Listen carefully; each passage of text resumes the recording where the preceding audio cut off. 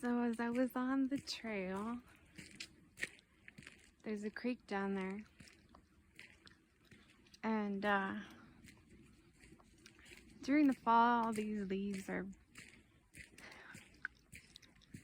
red, green, yellow. I mean red, yellow, orange, and in the spring they're green, and they start turning green. In the summer they're green.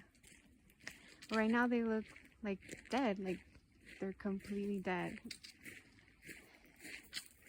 but they're not. And underneath are the roots that are very well established, that keep them surviving from year to year. But it just reminded me of how kind of our spiritual life, and how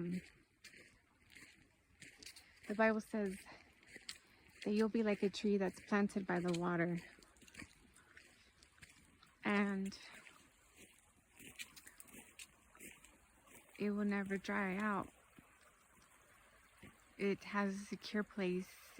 It's always gonna come back in season.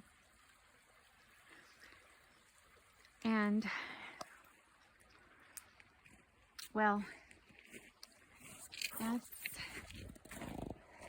kind of how it is in our spiritual walk, where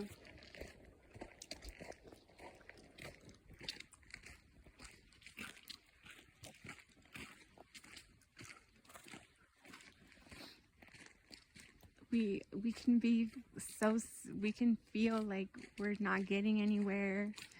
We're just drying and drying out. We're not seeing what's inside. We're not seeing what's rooted. We're not seeing what's already been at work. We're just seeing, man, my leaves are turning yellow. Man, my leaves are falling. Oh, my branches are dry. I'm so dry. I'm fruitless. I'm not getting anywhere. And really, you don't know what God is doing or what He's preparing you for in the next season. You could be really fruitful next season, or you just never know. So it's just great to be firmly rooted in the Lord and have a faith in Him. Faith is the not seeing, the believing. What's the point of having faith if you have to see? Now, I seen God. Whether it was in the body or out of the body, I don't know. But the Bible says, blessed is he who has not seen and yet still believes. So that's the thing here, is having faith that He is still working in you. And the Bible says He will carry out this work until the day of completion. So we're all going to be a work in progress until He takes us home. Until then, no one's perfect. That's not an excuse to sin, obviously, but that is a reason to continue to have faith in God and asking Him to work in you, prune you,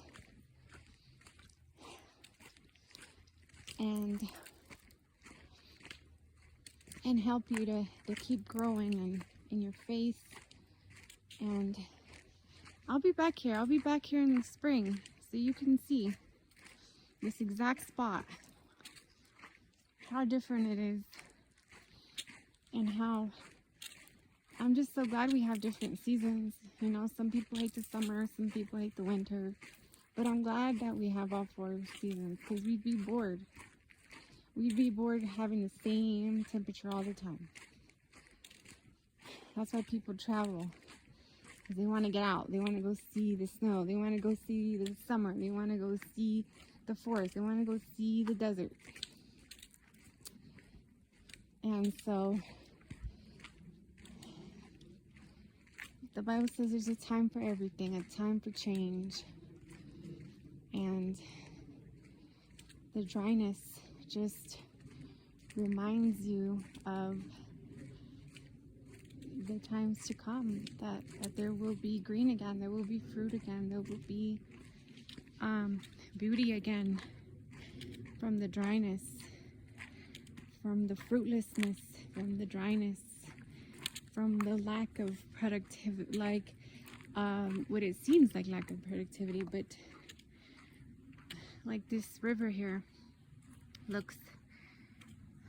probably looks frozen solid, but underneath it's probably still a river current. And I walked on it the other day, so it's pretty firm. But that's just a little thing that I just want to share today. Don't give up in your seasons of dryness, because if you keep the faith in God and believe and, you know, ask God anything according to his will, and he says, I will give it if it's according to his will. So, you know, whatever it is that you're praying for, sometimes God doesn't take things out of your life right away, because